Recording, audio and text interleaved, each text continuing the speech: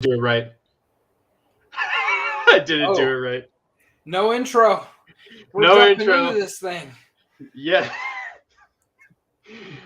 Without Ryan, yet again, shows just how badly of a screw up we are. Screwed up yet again. Can you play the intro now? Just like randomly? It's just so awkward. It's just like we're just sitting there and we just play the intro. Well, all right. Start us off. Okay, we're just gonna kick us off. I mean, at this rate, it is. I mean, we screw up once a week at least. So, and all of my stuff is just coming through. All my. Can you hear that? No. Okay, good. Oh my god, I'm getting all my notifications for everything. For some reason, my computer's so slow. But yeah, shows off on the right foot there. But welcome to the Week 0 podcast, everyone. Ryan is not here, and so it's just the two of us. As usual, I'm your host, Connor. I fear nothing except that thing. ODU, that thing frightens me. Doherty. Mm-hmm. And Lucas, Ducks by 13 McKnight. He will not change it until that game has been played on Saturday night. It's going to be so great. So many good games on Saturday. They're saying it's going to be they're saying it's going to be the best one ever. They said that last year too, but they said that didn't they say that 2018 when it was Florida State versus Alabama and it was Alabama was 1, Florida State was 3, and then Blackman broke his leg Francois broke his leg. Yeah, they're saying that was like the best game ever. They ended up winning. Alabama ended up beating them by like 1 million or something. Was that game? Probably. I think it was only like 28-12 or something, but it was a lot more of a domination than just that. Yeah. So, yeah, anyway. Great start. But I think we're just going to immediately get into it. The biggest news. And I love the timing of this. Instead of doing it in the offseason to appease us and give us talking about during the offseason, no, we're going to start this. And we're going to announce this as the season has started and take away from all the games and stuff. And so a unanimous decision was made. The college football playoff will expand to 12 teams starting in 2026. It is fantastic news. We do not have any proper details, I think, at this time how it's going to work. I truly fear they're going to make them all neutral sites, which is the absolute wrong decision to make. It should be home games. The higher seed gets the home until you get to the Final Four. Yeah, it should be. Oh, there's Ryan. Wait. There's Ryan. Is he here?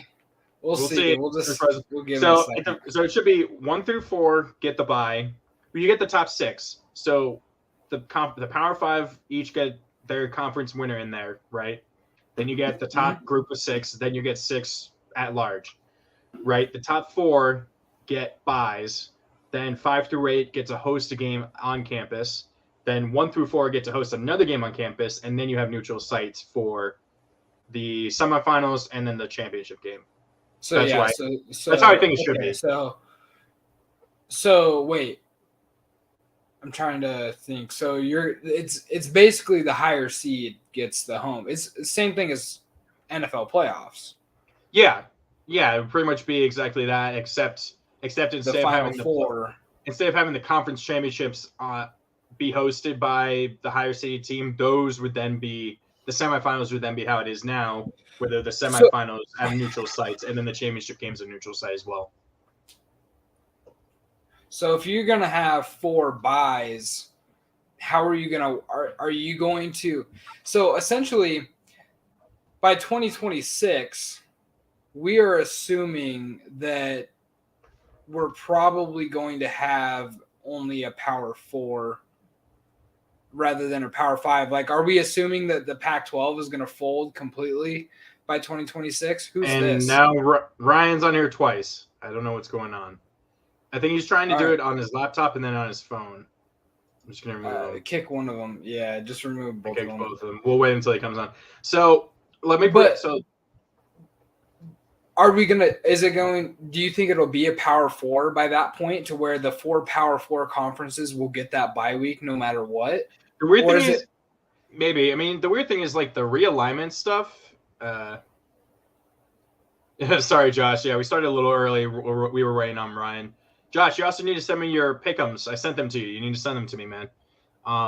So I don't know. I mean, at this point, I think realignment, all that realignment talk has kind of slowed down a bit. We're kind of now in that lull where I don't think we're going to hear anything realignment stuff until the off season.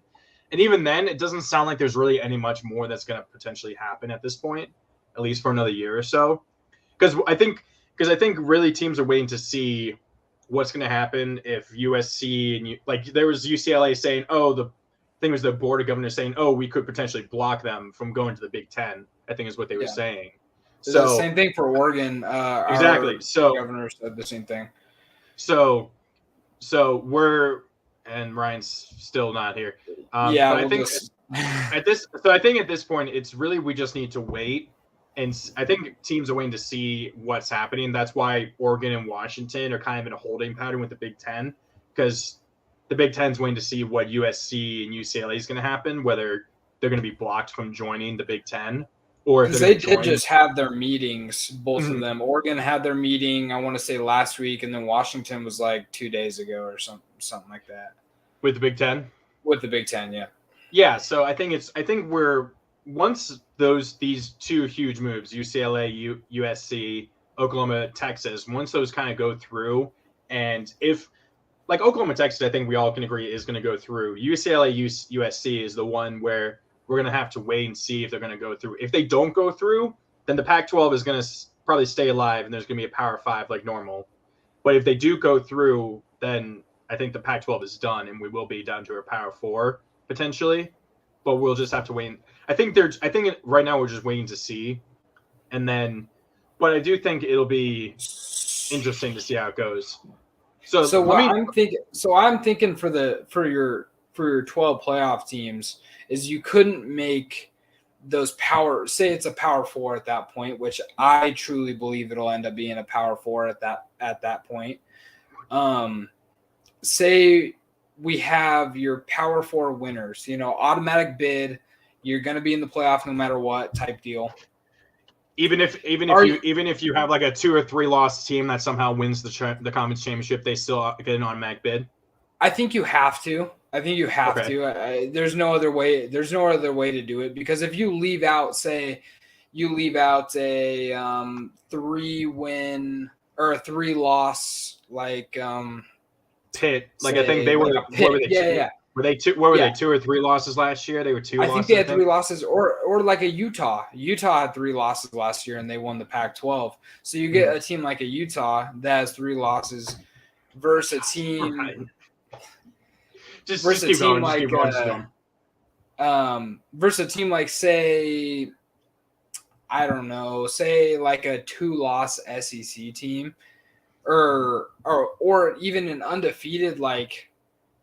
Group of 5 team. I think you still have to have that Pac-12 winner, because it is the level of competition is much higher. Unfortunately, it just is. Yeah, but the group of 5 is at this point with 12 teams. I think they're going to have best of group of 5 will make it. You're going to have that. You're going to have that top 6. For now, I think you'll have conference winners. So let me just tell you, this is what potentially would have been the top 12 if this past year, right? Okay. These are the matchups, right? So you have. Okay, I'm just going to give you the matchups, right?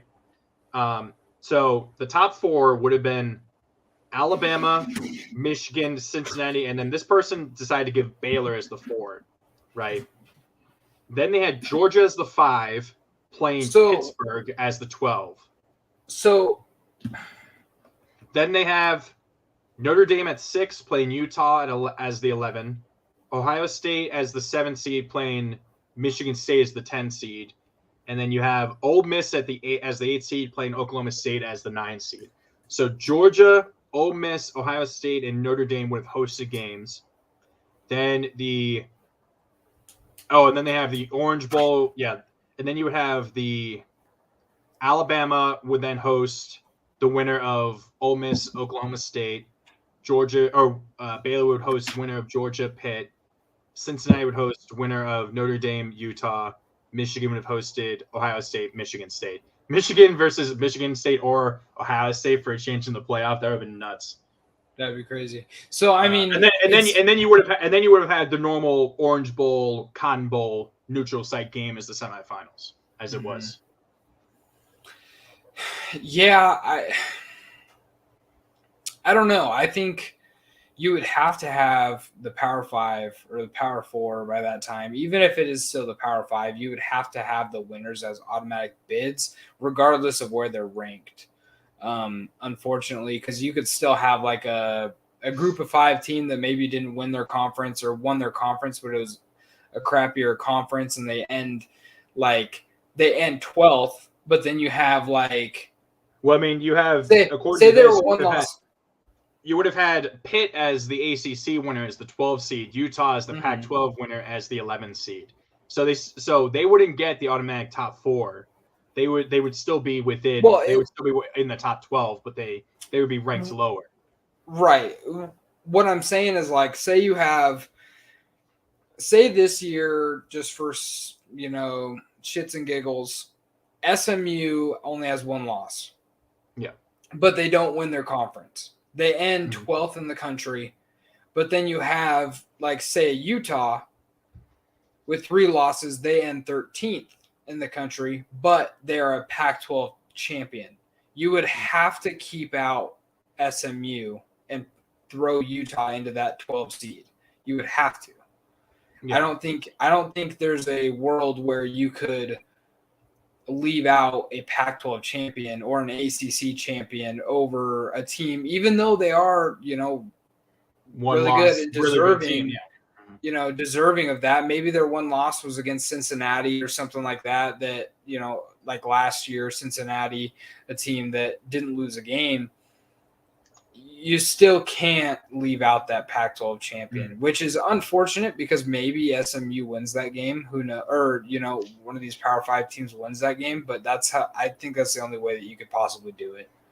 Well, I feel like this will be one. Well, there's gonna be a handful of things this will do.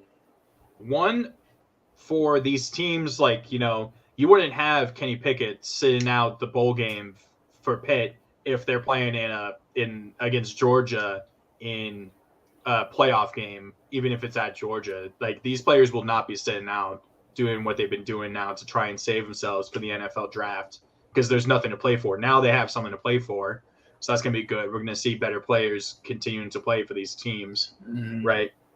2, you also get, instead of having, probably the most famous example of a team that should have made it was the TCU versus, what was that, Baylor? It was that TCU Baylor in like 2014, and then neither team made it. It was TCU. So, I think TCU was the biggest snub that year. It was like TCU versus Ohio State or something like that. And they chose Ohio State. Yeah, but now you have, instead of those 12 team, instead of those, you have to be within that one, that 4 to 6 range to potentially make that final spot. Now you have teams in that 11 to 15, even 16 range, maybe even all the way down to 20 if they can pull a major upset to jump up to get up to 12 or something to try and fight for it. You know what I mean? But I feel like you're going to have, but at the same time, you might have to choose, like you said, between a worse team that maybe has 2 or 3 losses. Like, if you have like a 2 or 3 loss team, if you have like a 2-loss team from like the Big Ten, like a Michigan State, right? Are you going to put them in over a 1 or an undefeated team from the group of 5? You know what I mean? Right. So that's going to be its own controversy too. My only issue with the whole thing is, honestly, I like an 8-team playoff better. I'll never argue with more college football. More college football, the merrier. I love it, especially when, like you said, they're actually going to have something to play for. It's not going to just be like a pointless, like, Hawaii Bowl or like the GoDaddy.com Bowl that nobody cares about. Or having players sit out of the Con Bowl or having out of the Rose Bowl of these big right, games. especially when you're fans of a team that have good players, like, say, years we've all seen it where, like, a good player is sitting out of a bowl game and you actually enjoy to watch football and you enjoy to watch your favorite players and your favorite team, but now they're probably going to lose in this bowl game because Kayvon Thibodeau is not going to play, or you know, like Kenny Pickett and Kenny Jordan Pickett's Addison not going to play. For Pitt. So I do like that, but the issue that I have with the 12 team is I think there is much too big of a difference between number 12 and number 1 than there have been in previous years. I think 12 to 4 is a pretty big difference in season. I think it's a much, much bigger difference nowadays. And, you know, we're going to see that. And obviously I'm a huge Oregon fan, so I'm never going to go against my Ducks, but we're going to see that this weekend, 11 versus 3.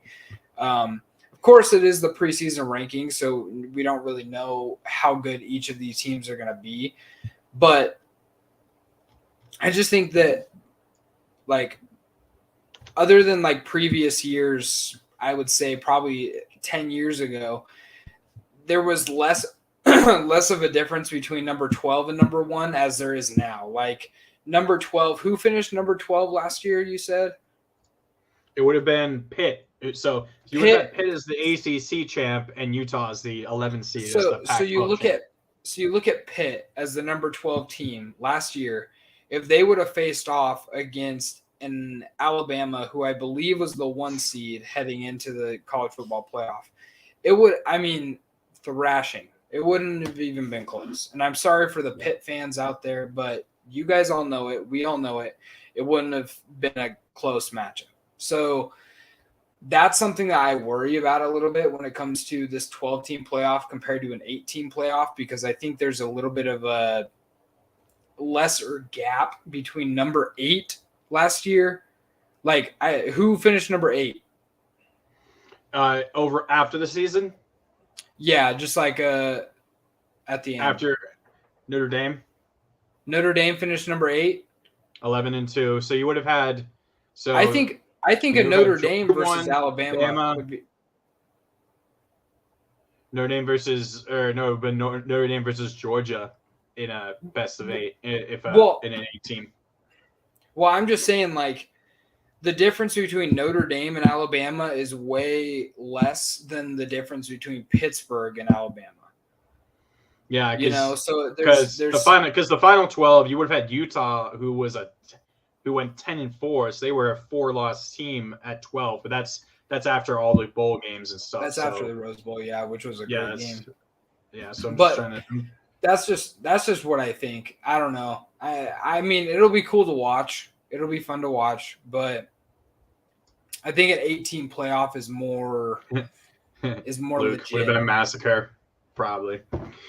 Yeah, I don't know. We'll have to see. I mean, we got 4 years before we even get there. Hopefully, we'll get more details, and hopefully, they do the right thing and give these higher seeded teams, the chance to host a game at home, because that would be huge for some of these schools. Like if you have Cincinnati as a 4 or 5, like a 5 seed last year, they would have been a 3 seed. So you have Cincinnati hosting Notre Dame, right, after they beat Notre Dame at home, at Notre Dame, right? But then you get a rematch at Cincinnati, right?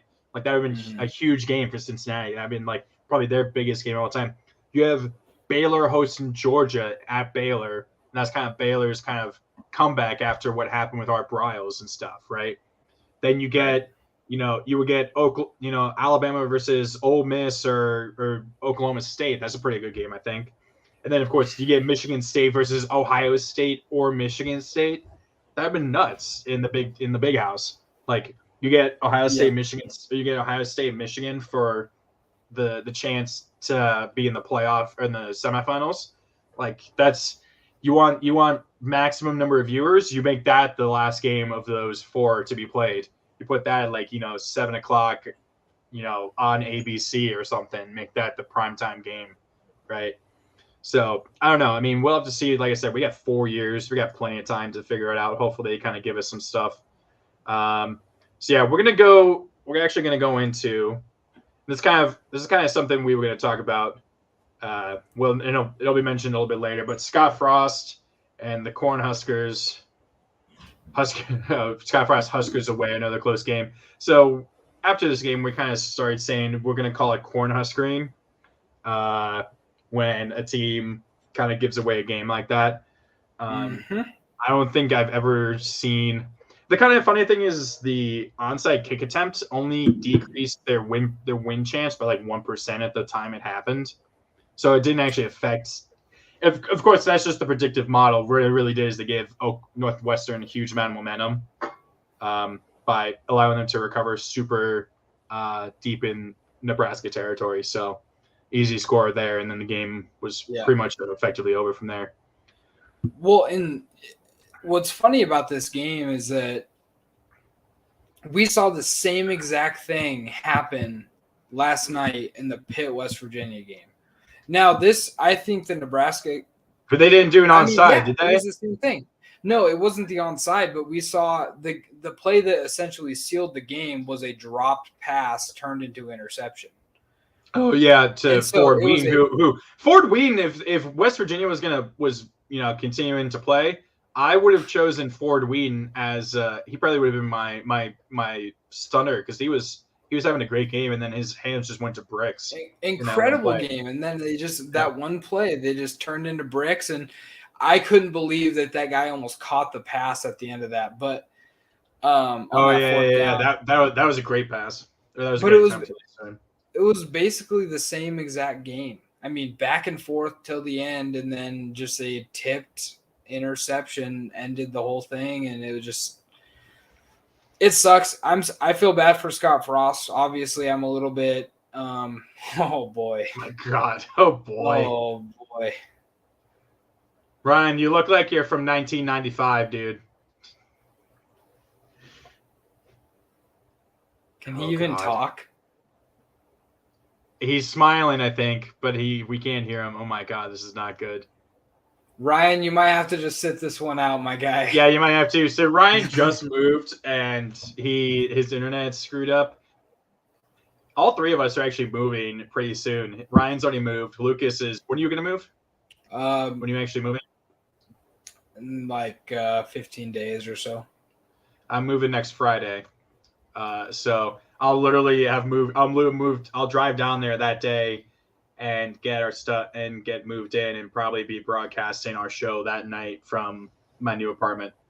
And Ryan's gone again. I don't know why, but this reminds me. Did you ever watch SEC Shorts? No. No? Oh my God, you need to. They did a what if SEC Shorts was done in 1998, and this is when Florida was known for the running gun offense. And so one guy just keeps running off the screen after each sentence. He's like, sorry, our coach is rotating us after each sentence. I'm just like, that's exactly what's going on with Ryan. He's gone after each sentence. But yeah, I mean, Scott Frost, Nebraska looked like they were going to run away with it. I mean, how quickly they scored, and then they kind of allowed Northwestern to stick around. What were your thoughts on Casey Thompson? How did he look? I thought he looked pretty good. I mean, his only he threw the 2 interceptions, but I believe both of them were tipped interceptions, so they weren't like true picks. I think maybe the first one was, but the second one was definitely tipped. He looked like he was playing really well. He was running all over the place. You know, he was doing his thing. I think what won the game was coaching on Northwestern's part. I think that's what won the game essentially. And Ryan's on his phone. I think that's what won the game essentially. But hats off to Ryan Helinski. I mean, that guy he played the game of his career. He looked so sharp, the best I've ever seen him. And look out for Northwestern, I think, moving forward. I mean, we saw the graphic. They're gonna go 9. They're gonna win they're gonna win the division, and then they're gonna go 3-9 next year. They're gonna go 3-9 again next year. 3-9 again. No, that's how they win it. They win the division, they go 3-9. Win the division, go 3-9. That's literally what's happened in the last 4 years. So that's how it's gonna go. I definitely. Yeah, it was great. It was just good. I mean, oh my God, it was just fun just to be back, and that was a great game to watch. Really good game to show the people of Ireland, I guess. instead of having to see Notre Dame kick the shit out of Navy like it would have been 2 Yeah. years ago. That would have been a good excuse for me to have gone to Ireland for a third time to see that game, though. My mom and I probably wouldn't have do that after the pandemic. There was every bit of the 51,000 that are allowed to be in that stadium. Like, I mean, they packed that stadium. Dude, they ran out. Did you see they ran out of beer? They legitimately ran out of. Or no, it wasn't that. Well, they did. They run were out giving of beer, away free beer because the electronic system went down, so they couldn't. So they were just giving away beer for free. Then the beer, of course, ran out because, of course, it's Ireland. And I remember seeing someone say, "Oh yeah, some guy walked past him with two pints of gin or 2 pints of vodka and some tonic, like going down the aisles or something." But yeah, it was a great game. I guess for some reason we're talking about UNLV. Well, I guess do we think Scott Frost? Like, how long do you think Nebraska sticks with him further? Well, if because I mean, Nebraska, they are the first team in college football history to win to lose 7 straight games by less 7 points or less. Yeah, or like 7 a points or possession less. or less. That's crazy. 7 straight games. I mean, but at what point does that go from bad luck to bad coaching, or vice versa? Why does it go from bad coaching to bad luck? Right? Because they fired Bo Pelini, and he was 67. He was like 67 or like 65 and 27, I think was his record when they fired him. He had a crazy. That's a great record. Yeah, that's a crazy good record. They fired him, right? And now I saw something. He would have to win 50 straight games to even get close to equaling that record for Scott Frost. Like, I understand. Unfortunately, that's kind of how it's gonna be. Okay, I'll see you later, Luke. Yeah, Josh thinks he'll be gone. Yeah, I think they can turn things around. I think they can do better. And we've heard a little bit about this on the Bussin' with the Boys podcast with Will Compton. Obviously, it was a Nebraska Cornhusker in college. He's been talking about it a lot, and he thinks that Bo Pelini should have never got fired. And I think part of this keeping Scott Frost for this long has to do with the fact that they got rid of Bo Pelini sooner than what they wanted to, sooner than what they needed to, because his last season, he won 9 games. Yeah. The last season he was at Nebraska. So I think they're holding on to Scott Frost for a little too long. I think that Frost is a good coach. I think that he can be a good coach. He's just not in the program that he should. Do you think he should have stayed an extra year at UCF potentially? Yeah, I think maybe he should have stayed at UCF. I think maybe he shouldn't have taken a head coaching job so quicky, because he was the offensive coordinator for the Ducks. And he also was like he went back to Nebraska, which adds extra pressure, right? Yeah, and I think we saw a lot of that we've seen a lot of that from guys like Willie Taggart. He wasn't a player at Florida State, but he grew up a Florida State fan. He grew up in Florida. It's his home place. He wanted to be at Florida State, and they sucked. They went down the hill. It's the same thing with like Shane Beamer. Like Beamer, some people thought if Fuente had been fired a year earlier, that Beamer would have taken over. But I feel like that would have hurt him even more, having to kind of take the place of his dad, right, for Frank. Yeah.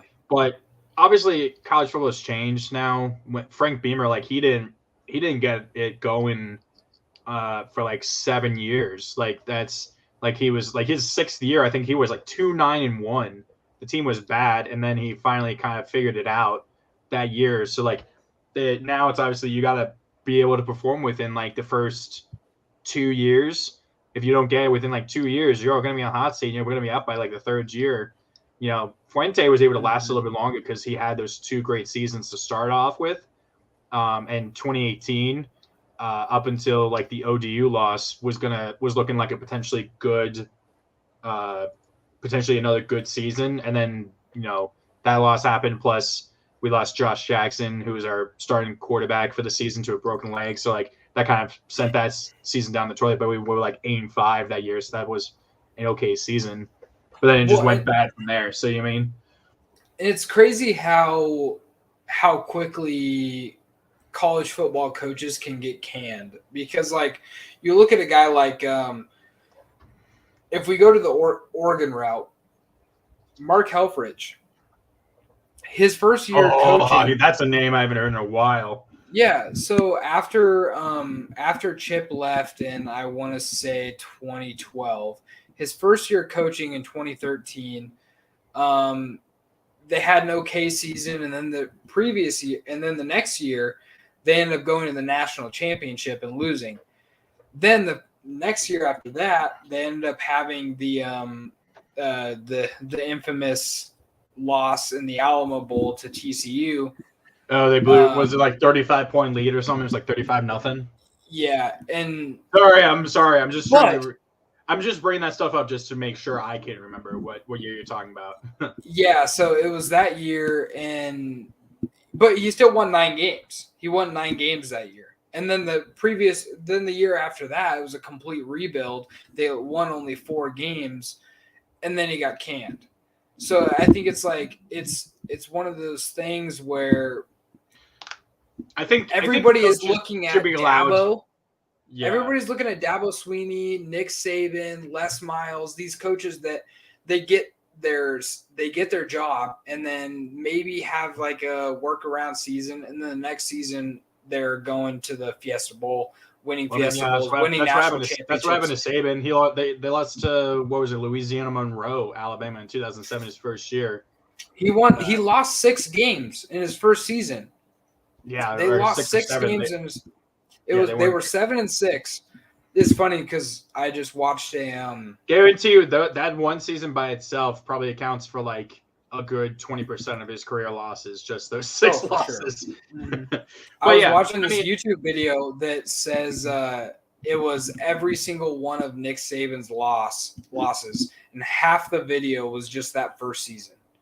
And then he just has like no losses, pretty much no losses. He'll have like one loss here, and then you have like Alabama in 2013, the kick 6. They had 2 losses, and they lose that game, the kick 6, and they lose to Oklahoma in the Fiesta Bowl, and everyone's like, "Oh my God, that's a bad season for Alabama and stuff," and it's just funny.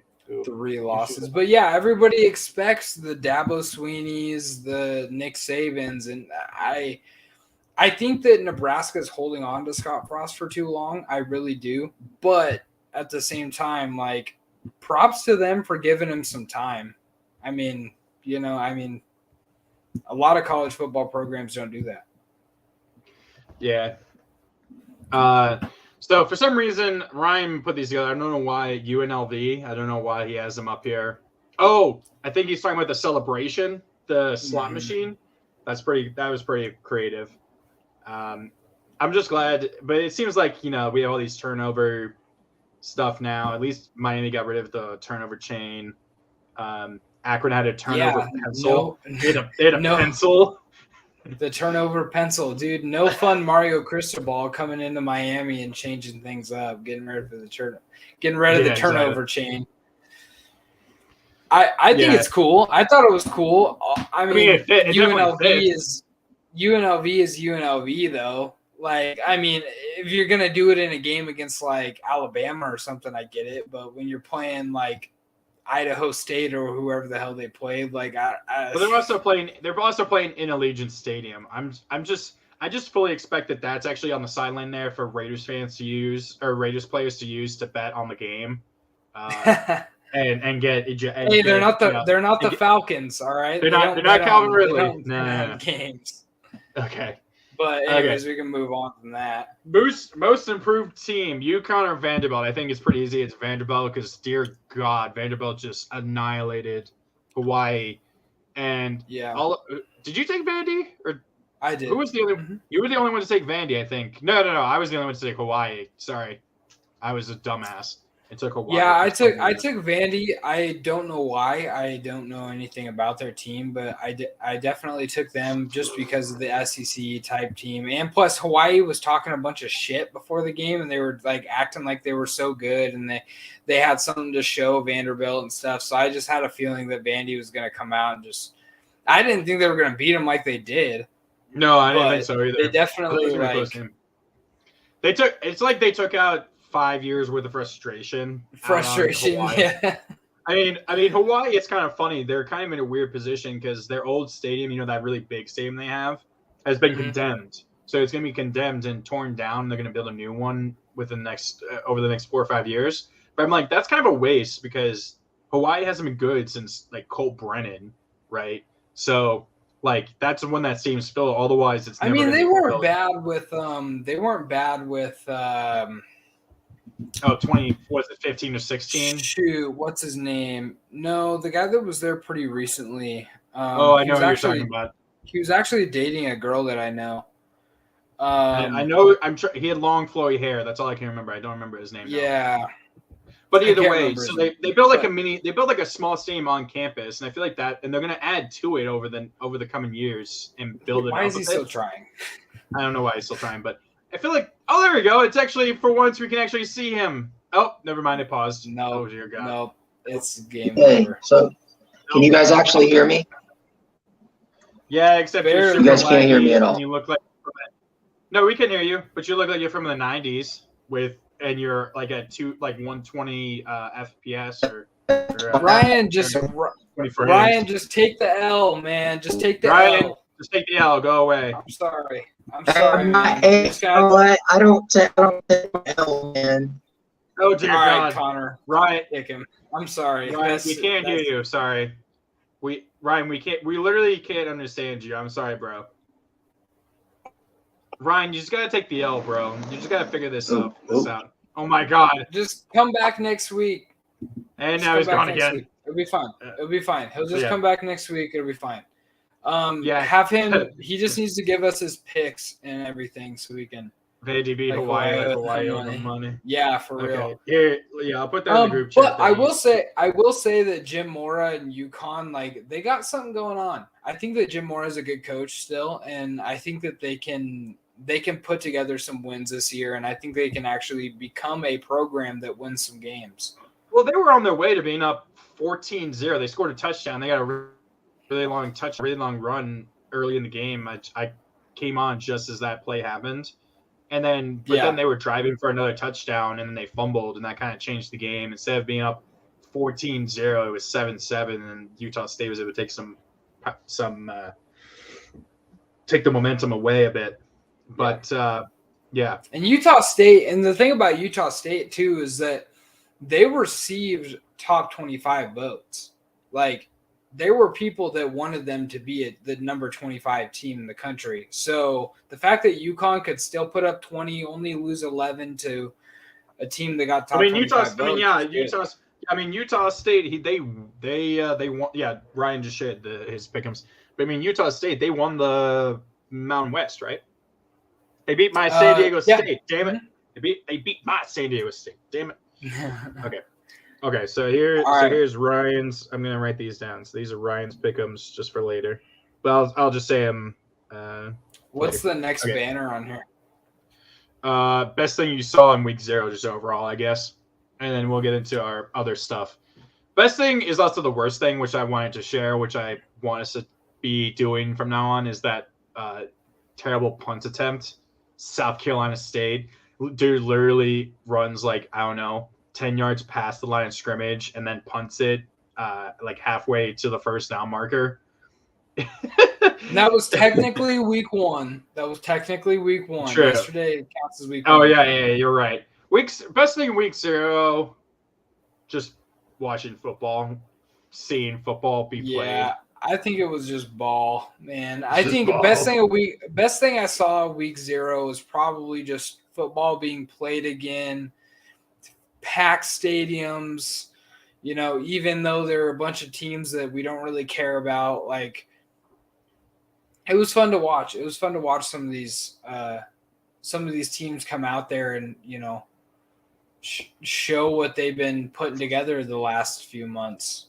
Yeah, definitely. Also, it was a really good story seeing Ryan Helinski go out there and play really well because obviously his brother committed suicide and getting another chance to play ball at to play ball at Northwestern, which is a pretty storied program, good program.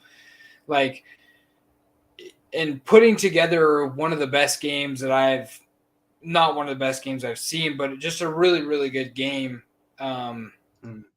was cool to watch. I think it was really cool to watch. Yeah, definitely.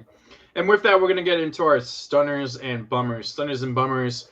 Stunners are our best player or coach of the week, and our bummers are the guys who crept the bed in some way, shape, or fashion.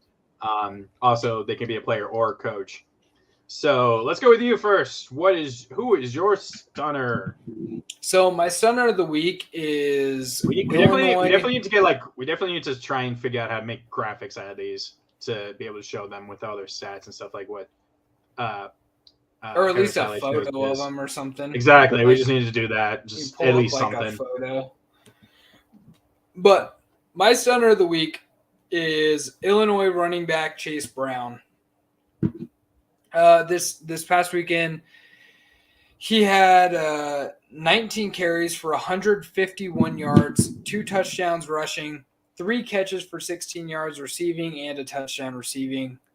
He is a fifth-year senior who was actually a transfer from Western Michigan. He was at Western Michigan his freshman year, transferred over to Illinois, had a 1,000-yard season this last year. I think he's going to be really good this season. I think he's going to end up having another 1,000-yard year and could possibly be one of the better running backs in college football. Good choice. For me, I was going to say Helinski, but I think Ryan may have chosen him. I can't remember. So mine is Drake May, UNC quarterback. We were all kind of wondering how UNC was going to look without Sam Howell and all the weapons that they've had over the past 2 years. He went 29-37 for 294 yards. Not the most amount of yards, but he had 5 touchdowns, which is the most of any quarterback this was that season. Total or passing? Passing. Wow. Which is the most of any QB so far. So he's number 1 in the country. 0 INTs. So, I do think Spencer Sanders had 5, but maybe that's total. I don't know. I saw something ESPN said it was number 1, for touchdowns. But I mean, Florida Atlantic made it a bit of a game, or Florida A&M made it a bit of a game there for a little bit, and then they were within I think 11 at one point. And I remember Ryan's like, "Turn the game on. This is going to be a good game." And then immediately as I turn it on, UNC gets a touchdown, and then Florida A&M can't do anything. And so, pretty good. Also, real quick, even though we haven't gotten some, I have no idea what my pick'em record is at all. I don't know what yours is. Mine right now is 10-4. I sent it in the chat, but yeah, I'm 10-4. I have to look it up. Yours is probably maybe 9-3. You might have one more win than I do. I think because you had a better record after the first day, which was last Saturday. So you might have a better record, but I can't remember. Yeah, Josh took Wyoming, so he got that one wrong. He also took Vandy. I was the only one to take Hawaii, like a dumbass. Okay, so who is your bummer? The player or coach who crapped the bed? Bummer of the week. I went with Andrew Peasley, the quarterback at Wyoming. The reason for that, he went 5 for 20, only 30 yards passing, which is a 1.5 yards per pass average, and he had an interception, no touchdowns. Wait, 5 for 20 and how many yards? 30. In 4 quarters.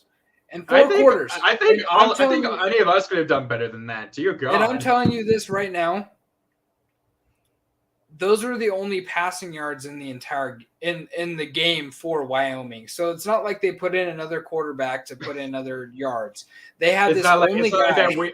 It's not like that weird thing where they do a wide receiver or running back throw and they get 50 yards on the play. And it has or they didn't even decide to put in another quarterback, which was why? I don't know. They clearly conceded this game from the start. They don't have Josh Allen, that's why. Right. They did, however, have this kid did have 8 carries for 78 yards rushing. So he's obviously a good runner, but terrible passer, clearly. But what's funny about this guy is that he actually spent 4 years as a backup at Utah State before transferring to Wyoming this year. So he was behind like Jordan Love for a year or two? Yeah. Oh my God. He was behind Jordan Love. He started playing football and started at Utah, or came to Utah State in 2018 is what I'm trying to say. And 4 years down at Utah State, clearly didn't learn a lot. And he's not very good at Wyoming. He's getting the Jordan Love treatment that Jordan Love's getting from the Packers, just sitting there doing nothing for 3 or 4 years.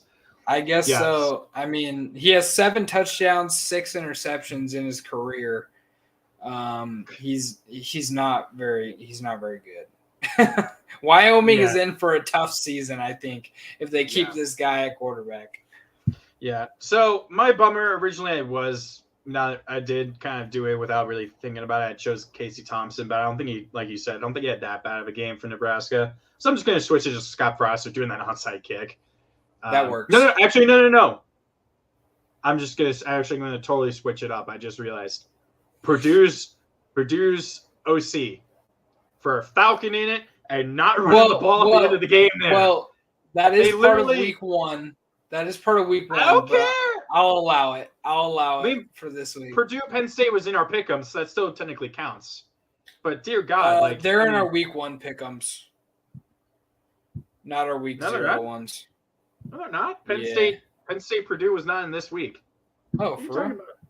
Yeah, they were last week. Oh, am I crazy? Okay, I'll count it. You crazy? So, I mean, they they got the ball. I think they had with 6 minutes left, and they ran it twice, and then they returned the ball with 4 minutes left or something, or turned it or punted it away. Then they did the same thing. They just kept passing instead of running the ball. I didn't see enough of the game to know whether they could actually run very well. But Sean Clifford, I saw a tweet. It's like Sean Clifford, he certainly can quarterback, is what people were saying. He's the first 58 minutes of the game, he's the worst quarterback ever, and then he turns into little Tom Brady in the last 2 minutes of the game. Is the Sean Clifford experience for Penn State fans? Because dear God, that pick 63 was not very good. But yeah, but it really did feel like both teams were kind of trying to hand the game to each other. They were like, "No, I insist. No, you take it. No, I insist you take it." Yeah. So when you look at the stats of that game, it was pretty even. Purdue only had 20 more yards total. Neither team ran for over 100 yards. Purdue actually only had 70. So I mean, they would have been able to waste some time, but they wouldn't have been able to really move the ball to waste more clock. It sounds like. Yeah, but they only ran the ball 23 times. I mean, they. How many pass attempts? Pass attempts 58. Okay, yeah, that's way too much. That's ridiculous. 58 compared to 41. By Penn State. I mean, yeah, Purdue should have won that game, and they just kind of gave it away by not running the ball there at the end, or at least trying. So yeah, that's my bummer. And then let's go with our surprise team of the week. Who is your surprise team? Oh, let me put the banner up. Sorry. Okay, I gotta go back. We don't have a surprise team. Oh my God. It's fine. We'll just keep it on centers and bummers. It's fine. We'll just have it all together. So my surprise team of the week was actually Vanderbilt. So a couple things about their game: 601 total yards, which is, I think that's very a school record. It's got to be pretty close. It's got to be pretty close at least. I mean, it's very good for Vanderbilt.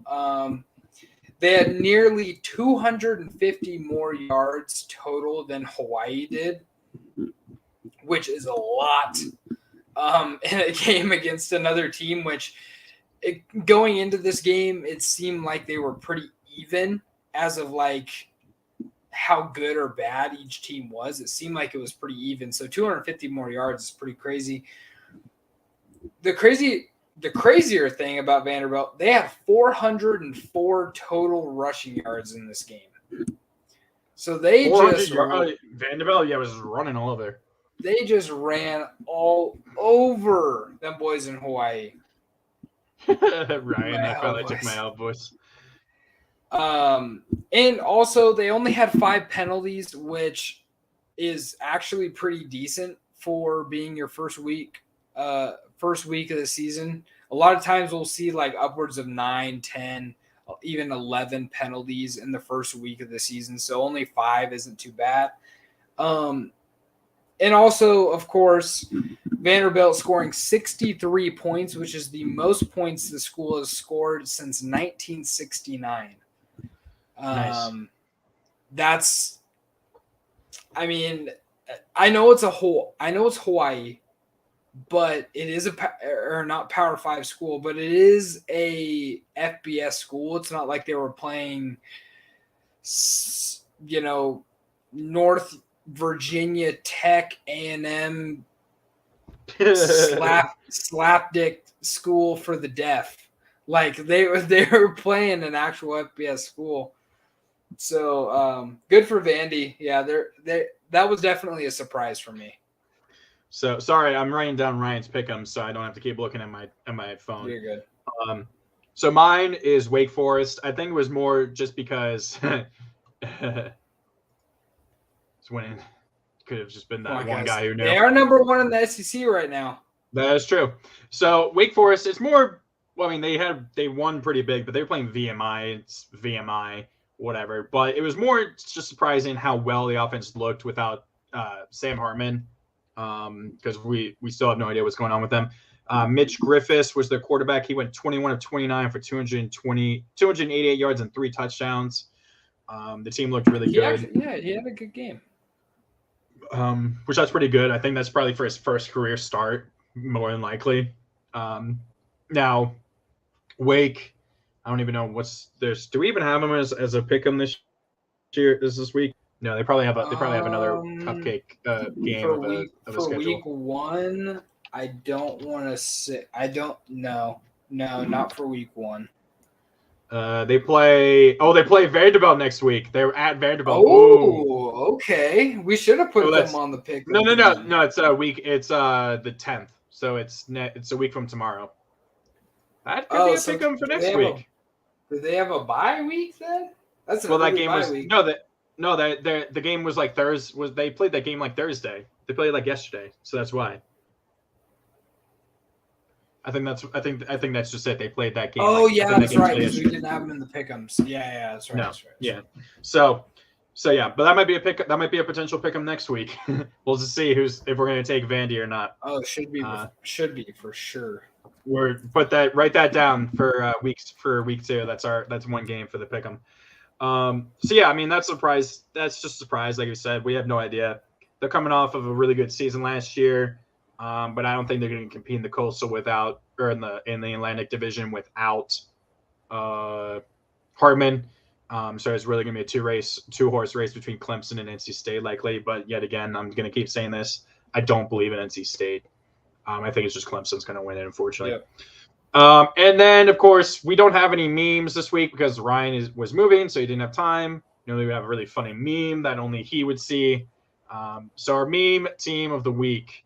I'm just gonna say right away it's Nebraska for me, just because even though I already said it's the everything we've touched on. Everything that we've touched upon. I think I just need much. We needed more we have to say about that. So I just want to quickly get out of the way, and you can go.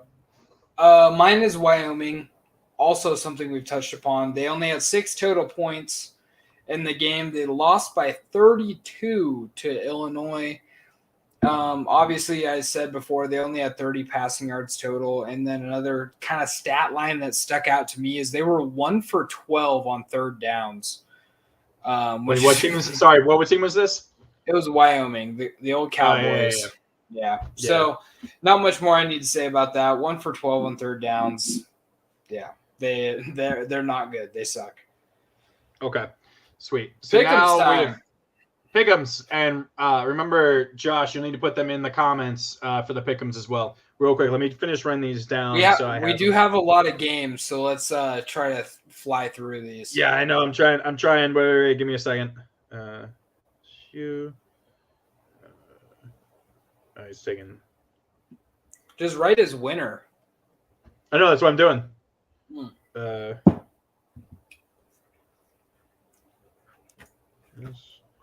And then what's the other one that I'm missing? Oh, Maryland. And who had he taken that one? Oh, he took Maryland as well. I'm already saying that. Okay, cool. So, Josh, damn, didn't read my comment. How dare you? Right. So his surprise team is Illinois. He knew they would be good, but they definitely struggled. But they usually struggle to even drop these early non-conference games. Fair enough. Okay, Cool. So first game, Tulsa at the aforementioned Wyoming. I feel like 6.5 is a little generous. It should be, or is a little too low. I feel like it should be a lot higher with how bad Wyoming was. I think most of it is just we haven't seen Tulsa yet, so they could be just as bad. I'm taking Tulsa in this game, though. No, yeah, I'm taking Tulsa. After watching Wyoming, that's Tulsa for sure. Yeah, Josh is taking Tulsa. I'm taking Tulsa, and Ryan is taking Tulsa. It's a clean sweep. Cool. We have Ryan. I already have yours, but thank you for mentioning it.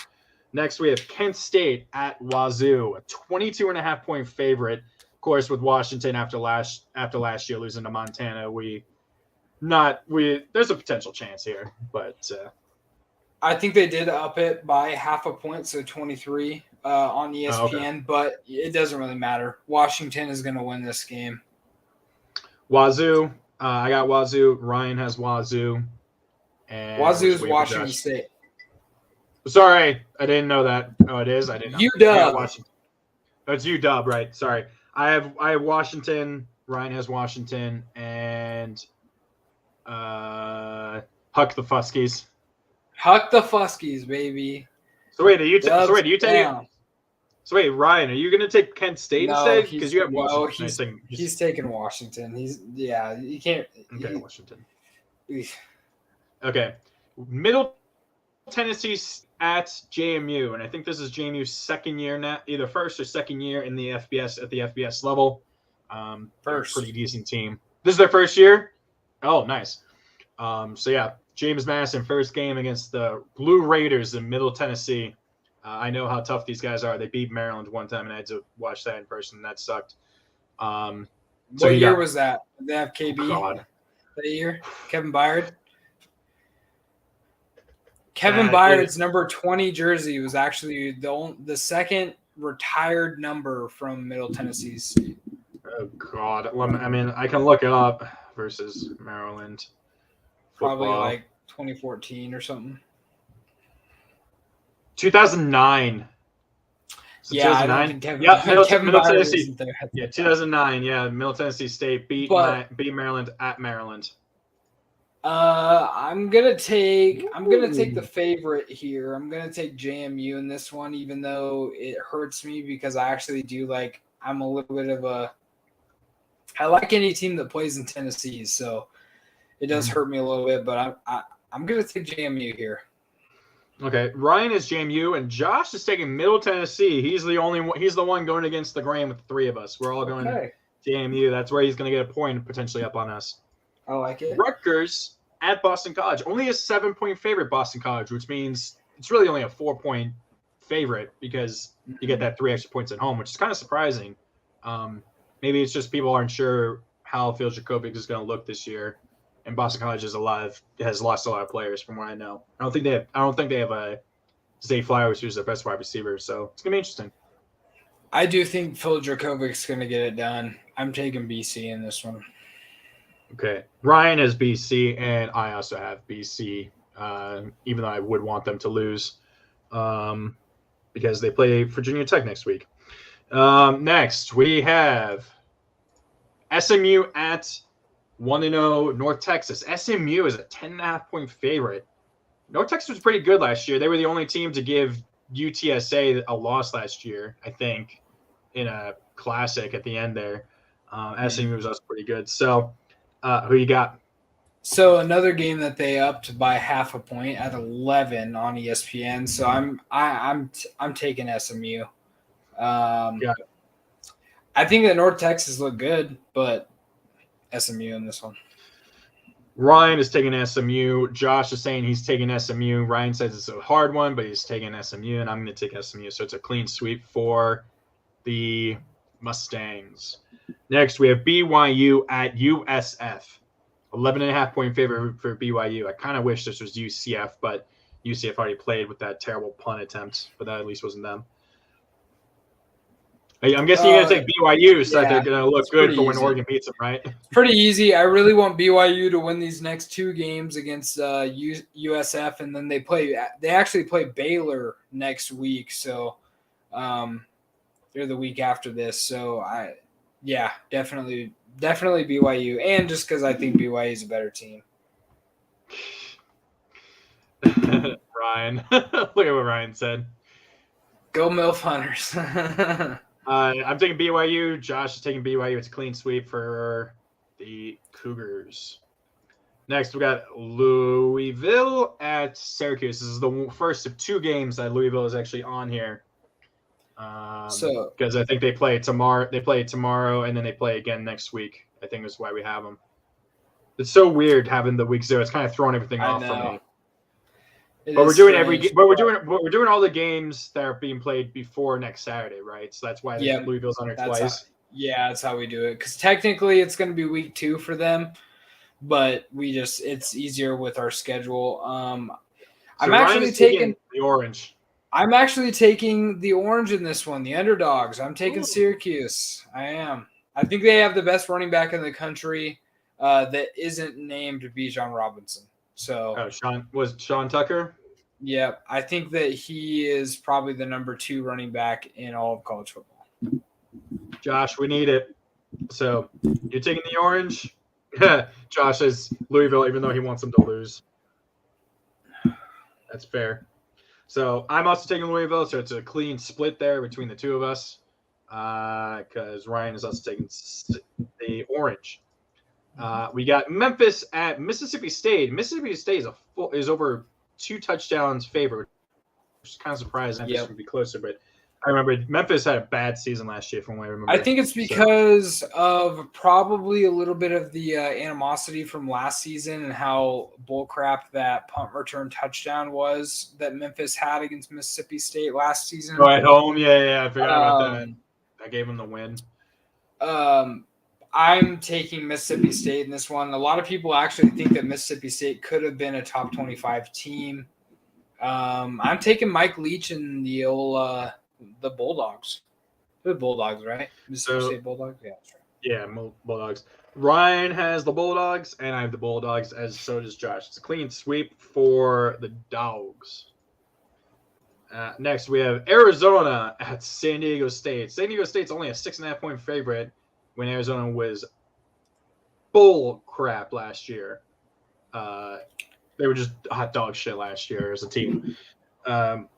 Ryan has San Diego State, as do I. I'm going to keep Ryan with them this year. I'm going to keep Ryan with them.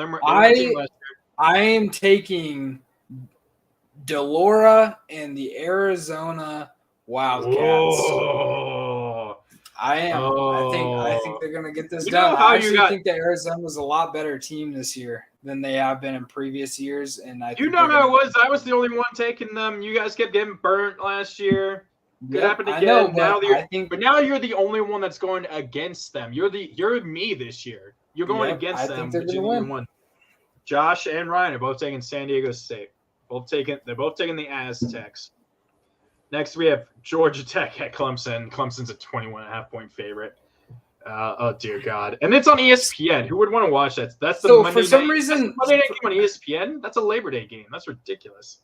For some reason, I didn't see the spread on ESPN for this one because I think it's because they're so different. He must have found this spread on something else, but Clemson across the board. Oh, Ryan just pointed something out. Very good. Oh. What just happened? That was weird. You pulled a Ryan there. Yeah, But I mean, Ryan just pointed something out. Does it matter? Ryan's issues. No. That's a good point. No. Maybe. Okay. No. It's a clean sweep. It's Clemson across the board. We're all taking Clemson. It doesn't even need to be said. Hey, Josh, I'm taking Clemson, and I think they cover that spread. You think Georgia Tech keeps it close somehow? No, I think Clemson ends up winning by 22 or more points. I'm calling 28, at least. South Dakota State at Iowa. Right here, right now. Okay, I'm pretty sure this – I don't know where he found this spread at because 15.5 is very low. Well, Ryan's taking South Dakota State. So, no, he's not. No, that's what he has. He's taking South Dakota State. Wait, no, that was North Dakota State beat Iowa a few years ago, right? He wants to take this L. That's fine with me. He's taking Iowa. That's the game he's hoping he's going to get that extra pickup on us by them pulling the upset. Nah, that's terrible. Okay. Here's a game that is really close. Army at Coastal Carolina, only a 2.5-point favorite for the Chanticleers, or however you pronounce their name. So when I saw this last, it actually went down to only 2 points, which makes me think that really, technically, if you think about it, Army is a 1-point favorite in this game. So yeah, I picked Coastal to win last week, and they looked terrible. So I have to go Army. I have to. I cannot pick. I'm taking Army. The Chanticleers again. I can't pick them again. I'm taking Army. I think Coastal their honeymoon phase that they've had the last 2 years is kind of over, unfortunately, potentially. But both Ryan and Josh are taking Army, taking Coastal. So that's where you and I are potentially going to get a point up on them. I will correct myself. I picked Charlotte to win last week, not Coastal Carolina, but I'm still taking Army in this game. Well, Charlotte didn't play Coastal. They played FAU. I know. I took Charlotte. I was thinking that they were. Oh, you thought it was Coastal? You thought Yeah. You thought they were Coastal? Gotcha. Okay. So, yeah, that's a split, right? You and me are taking Army. The two guys not here that are just watching are taking Coastal. Boise State at Oregon State. Oregon State is a 2.5-point favorite. I wasn't entirely sure. Obviously, even though you're an Oregon fan, you'll probably know more about Oregon State than I do. So, what are your thoughts? Well, I think that they usually have a good run game. I don't know who their running back is going to be this year, but they usually have a good run game. And then Chance Nolan's actually their quarterback. He's actually projected to be one of the better quarterbacks out of the Pac-12 this year. He played really well against the Ducks last year. Obviously, Oregon ended up winning that game, but he played really well. And what's happening? Nothing. You're fine. My computer is tweaking. Okay. If I seem like I'm fine, I'm just gonna run with it. But my computer keep going. exploding. Just keep going. Okay. So who are you taking? I'm taking Oregon State. You're taking Oregon State. Yeah. Ryan's taking Oregon State. Josh's taking Oregon State. I'm the only one taking Boston. I'm gonna take Boise. That's where you potentially get some points. Potentially. I am not entirely sure, but that's where you get that. That's where you can get it. Houston. Oh, sorry. Didn't mean to edit that. Houston at UTSA. UTSA had a great season last year. Houston is a 4-point favorite on the road, which really means they're a touchdown favorite anywhere else. Say it. Sorry. The best team in Oregon. Ryan says, "Give me the Beavs." Ha ha ha ha ha! So funny. Ha, ha. When was the last time Oregon State won the Civil War? 2 years ago. Oh, okay. I want to say 2020, I think, was the COVID year. Was the last time they won it. Houston. I'm taking Houston this next one. Okay, you're taking Houston. Yes. Ryan is taking UTSA, and both I and Josh are taking Houston. So Ryan potentially could get a point up on all of us because of that. But we'll see. North Carolina at Appalachian State. UNC is just a 1-point favorite on the road at what are they? They're not the Mountaineers. What are they called? The Pioneers? What are they called? Appalachian State. Appalachian State. I don't know actually. That's a good question. I actually don't know. But Ryan is taking App State. I am also taking App State. I am also. We're all taking App State because Josh is taking App State too. There you go. I'm happy to see that. Screw UNC. Screw them. Sweet. So Josh is taking Houston. Okay, awesome. Next we have Cincinnati at Arkansas. It's pronounced Arkansas. It's pronounced Arkansas. You numbnuts. They clearly know something we don't, though. When I say this with that spread, 6.5 points is pretty good because Arkansas has returned a lot, and they've gotten they have a lot of talent. Sorry. Cincinnati is not. Josh is taking UNC. My bad. I didn't see that. He was slow. Sorry, Josh. Cincinnati has not returned a lot of guys, so it is kind of confusing why they are only 6.5 point dogs. It's kind of weird, but I'm still taking Arkansas. Read the chat. Sorry. Shut up, Ryan. Jeez. Ryan, you don't need to give your picks to me. I already have them down. You're cluttering the chat by putting yours in, dude. Okay. Ryan takes Arkansas. Josh is taking Arkansas. I'm taking Arkansas. It's clean sweep for Arkansas. Next, we have Utah. Number 7, Utah at Florida. They're only a 3-point favorite, despite being the number 7 team in the country. It has to be because they're in the swamp. That's the only reason. Yeah, it's only in the swamp, and the swamp's pretty tough to play in for the most part. Gotcha. I'm definitely taking Utah in this game. Okay. That should be a clean sweep. I'm taking Utah as well.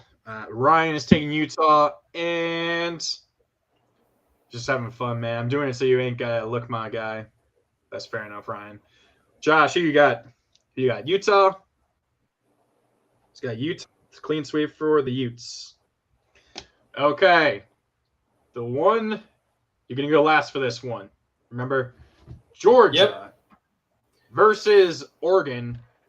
Is Oregon the home team or is Georgia the home team? No, it's technically Georgia. It's a neutral site game, but it's played in Atlanta. So yes, that's about I don't know. Most non-neutral site ever.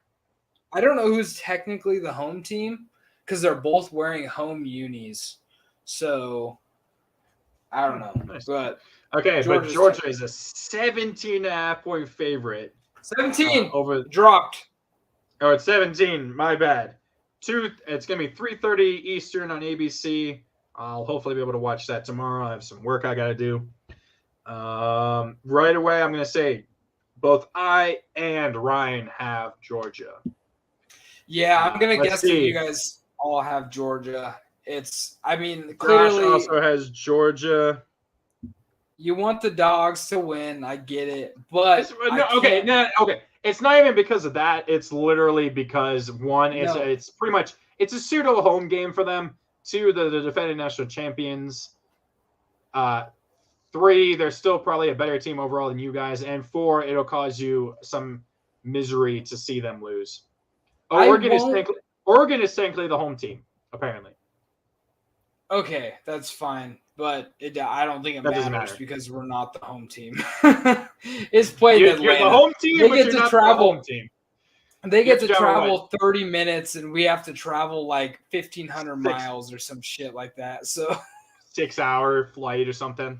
Yeah, so they're the home team, but I'm taking Oregon because of the fact that if I pick against the Ducks and they win, I'm the worst fan in the world.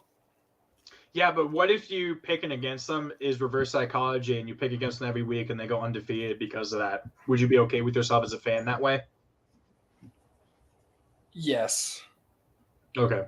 But I still think the Ducks are going to get it done.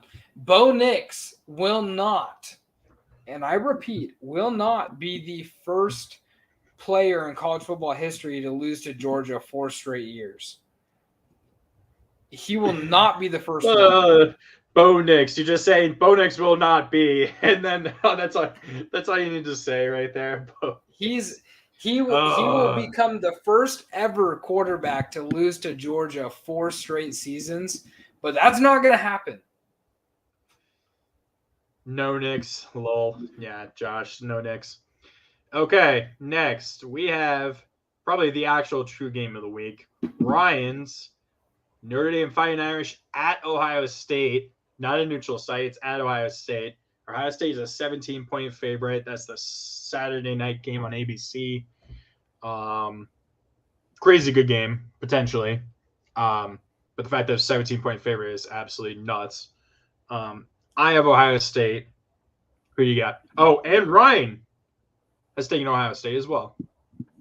Yeah, Ryan's a fake fan, but He's a fake I'm gonna fan. say I am gonna say Ohio State. I hate to pick for them, but I think they're gonna learn from the issues that they had in the home opener last year against Oregon. Oh yeah, that was the second game of the year though. Yeah, but it was still their home opener because I'm pretty sure they played in Minnesota last season. Oh yeah, they did. Yep. First week. So the home opener, they're in Columbus, they're in the Horseshoe. I think they're going to learn from it. They're returning a lot of guys. Obviously not Garrett Wilson or Chris Olave, but they're reloading with Marvin Harrison Jr., who had 3 touchdowns in the bowl game, and obviously Jackson Smith and Jigba, who could be the best player in all of college football. I'm definitely taking the Buckeyes in this one. Yep. Gotcha. So it's a clean sweep for Ohio State. Another neutral site game, but it's Florida State at LSU at the Superdome in New Orleans. LSU is a 3-point favorite, which actually means it's pretty much a push. Actually, no, wait. Yeah, it would be if it was actually. I feel like that would be a push technically, wouldn't it be? No, because it's neutral site. It's neutral site, okay. So it's not like it's at if it was at Florida State or if it was at LSU, then it would be a push. But either way, gotcha. LSU, I'm taking BK in this one. I'm taking BK. Okay. You're taking LSU. I'm also taking LSU. And Ryan is also taking LSU. He doesn't want to take BK, obviously. He will want that man to burn in hell, but it's unfortunately not going to happen this week. And Josh taking LSU. This is a clean sweep again I've had 3 straight clean sweeps. Actually, 4 straight, excuse me. Actually, no, you didn't take I took Oregon. Sorry, no, my bad. I misspoke. Okay, here's the second Louisville game. This is it. Louisville at UCF. So wait, do they play USF and UCF? Yeah. No. Or do they play Syracuse? Sorry. Yeah. So they play UCF at UCF. Who you got? I took UCF in this one. Gus Malzahn, I believe, is the coach of UCF. And I think he's going to get it done. They also got some good transfers in the offseason, so UCF in this one. Gotcha. I am taking Louisville. Brian is taking Louisville. And now we just need Josh. Josh, will you take Louisville a second time? He's taking UCF. I don't think you can ever like Louisville 2 times in a row. And then our Week 0 podcast team of the year pick, Liberty at Southern Miss. Do we want to do the filler game first, or does he have that one on there? Doing our $1 game of the week? No, Rice at number 14 USC.